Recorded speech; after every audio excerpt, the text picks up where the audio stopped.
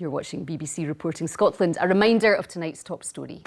Steve Clarke has been named Scotland manager after leading Kilmarnock to third in the league and a place in Europe.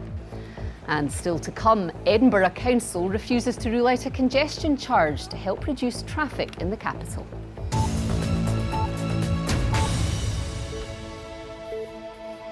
As campaigning for the Euro elections enters the final few days, attention is turning to what it will mean for domestic politics and Scotland's political parties. UK government ministers will meet tomorrow to try to hammer out an agreed policy on Brexit. A warning that David Porter's report contains some flash photography. It's election time, and when your name's Sturgeon, you know that some bright spark is going to come up with the idea of photographing you with a fish. But unlike babies, fortunately, this one didn't need to be kissed. The First Minister believes that Brexit will play to her party's strengths. There's a whole variety of reasons why Brexit will be a disaster for Scotland, and that's why we should take the opportunity, if we can, to stop it happening. So people do have that opportunity to make very clear on Thursday that they want to stop Brexit, keep Scotland at the heart of Europe, and to send that message in a very united way. Not a fish in sight here, but the Liberal Democrats also believe the political waters are moving in their direction. Scotland is a largely Remain voting country, and as such they're coalescing around countries that support remaining in the European Union. More so the Liberal Democrats, because we support Scotland's place in the United Kingdom and the European Union. But so far it's the Brexit party making the biggest noise in this election. But not every impact is welcome.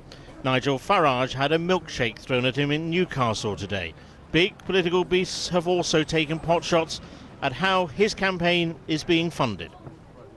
The Electoral Commission and the European Parliament should now investigate the finances of Nigel Farage and his Brexit party. The fact is this: not only are we complying with all electoral law, the reason they're screaming and shouting is because in the space of 5 weeks, nearly 110,000 people have signed up to the Brexit party. They're jealous. They're jealous. Back here, minds are turning to what happens after Thursday. Officially, of course, there's no vacancy at the top, but try telling that to some of this lot. The unofficial race to succeed Theresa May is now well and truly underway. Tonight, so-called One Nation Tories are gathering in the Commons to set out their stall. This is the first time earlier, another leadership hopeful launched a group called Blue Collar Conservatism. Supporters say it will play well in Scotland. We are a nation of hard workers, we're a nation of innovators, we're a nation who believe in education. We are Conservatives, and the sooner we wake up to that, the better. Tomorrow, the Cabinet will try again to agree a way forward on Brexit ahead of a crucial vote early next month. How that goes is likely to determine how long Theresa May remains here. David Porter, reporting Scotland, Westminster. Meanwhile, Scottish Labour have been holding their major rally of this election campaign. The leader, Richard Leonard, said he was finding the idea of another EU referendum more and more compelling. Our political correspondent Andrew Kerr has more. At the Lighthouse venue in Glasgow, Labour supporters gather. The party wants to be a beacon, shining out against far-right politics in Europe. The shadow Scottish Secretary Leslie Laird rallied the faithful. Only by voting Labour across the country will this vile politics be stopped. The audience may be listening, but in the wider world, many voters struggle to grasp Labour's Brexit position.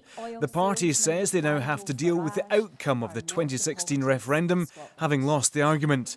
The Scottish leader asked for support to stop a no-deal Brexit as he set out his position on the way forward. The case for a second public vote is becoming more and more compelling, because the last thing that we want to see is a no-deal Brexit, and my fear is that that could be something which the Conservative Party begins to adopt. We need to stop that in its tracks, and if the only way to stop it in its tracks is to have a second public vote, then that's what we should do. Labour's lead candidate is the UK's longest-serving member of the European Parliament. A committed pro-European, he says the left can make Europe work for the people. We really believe in tax justice, and We believe the European Union is the only level on which we can make Googles, the Amazons and the Facebooks and other multinational companies pay their tax. And it's been estimated by independent sources that billions, literally billions, go missing through unpaid taxation by big companies. If we can get that taxation, then we can invest money in schools and public services, the hospitals and so on. The former Prime Minister helped present a united front at the rally, but there are different views in Labour. It's been an awkward election, and the result will drive the next part of the Brexit process. Andrew Kerr, reporting Scotland.